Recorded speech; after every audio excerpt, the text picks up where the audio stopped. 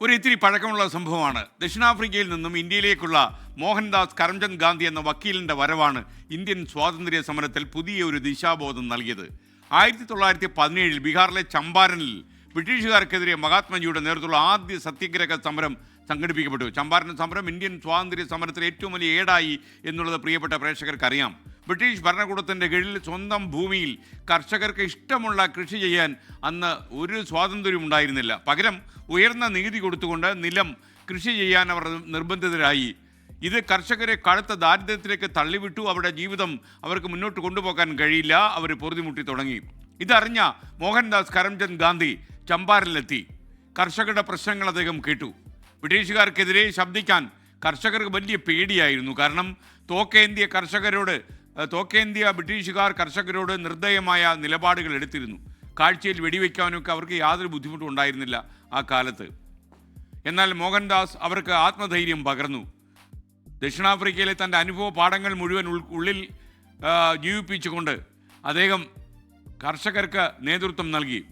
ഭയമാണ് നമ്മെ അടിമപ്പെടുത്താൻ ബ്രിട്ടീഷുകാരെ സഹായിക്കുന്നത്. സ്വന്തം ഭൂമിയിൽ ഇഷ്ടമുള്ളത് കൃഷി ചെയ്യാനുള്ള സ്വാതന്ത്ര്യം നിങ്ങൾക്ക് വേണം. ഭരണകൂടത്തിന് നിങ്ങളുടെ ശരീരത്തെ തടവിലാക്കാൻ പറ്റും, പക്ഷേ നിങ്ങളുടെ മനസ്സിനെ കീഴടക്കാനോ സ്വാതന്ത്ര്യ ദാഹത്തെ ഇല്ലാതാക്കാനോ കഴിയില്ല. മോഹൻദാസ് അവരോട് ആത്മവിശ്വാസത്തോട് പറഞ്ഞു. അവരിൽ ആത്മവിശ്വാസത്തിൻ്റെ ശക്തി അദ്ദേഹം കുത്തിവെച്ചു. ഗാന്ധിജിയുടെ വാക്കുകൾ കർഷകർക്ക് വലിയ ആത്മവിശ്വാസം പിന്നീട് പകർന്നു. അഹിംസയുടെയും സത്യഗ്രഹത്തിൻ്റെയും പാതയിൽ ഗാന്ധിജി അവരെ മുന്നോട്ട് നയിച്ചു. ചമ്പാരനിലെ സമരം വലിയ വിജയമായി. ചമ്പാരൻ സത്യഗ്രഹം ഇന്ത്യയുടെ സ്വാതന്ത്ര്യ സമര പ്രക്ഷോഭ ചരിത്രത്തിൽ ഏറ്റവും വലിയ വഴിത്തിരിവായി മാറി. സ്വാതന്ത്ര്യത്തിലേക്കുള്ള ആദ്യപടി മനസ്സിലെ ഭയത്തെ ഒഴിവാക്കുകയാണ് എന്ന സത്യം ചമ്പാരനിലെ കർഷകർക്കും ബോധ്യപ്പെട്ടു. പിന്നീട് സ്വാതന്ത്ര്യ സമരത്തിൽ പങ്കെടുത്ത ധീര ദേശാഭിമാനികൾക്കും ബോധ്യപ്പെട്ടു. സ്വാതന്ത്ര്യം എന്നത് ഒരു രാഷ്ട്രീയ അവകാശം മാത്രമല്ല, അതെല്ലാ മനുഷ്യരുടെയും അടിസ്ഥാനപരമായ ആവശ്യമാണ്. ഭയമില്ലാതെ അഭിമാനത്തോടെ നട്ടലോടെ തലയുയർത്തി ജീവിക്കാൻ സ്വാതന്ത്ര്യം നമുക്ക് കൂടിയേ തീരൂ.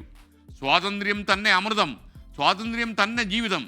എല്ലാവർക്കും എൻ്റെ ഹൃദയം നിറഞ്ഞ സ്വാതന്ത്ര്യ ദിനാശംസകൾ. നമ്മളെപ്പോഴും പറയും സ്വാതന്ത്ര്യം അപകടത്തിലാണ്.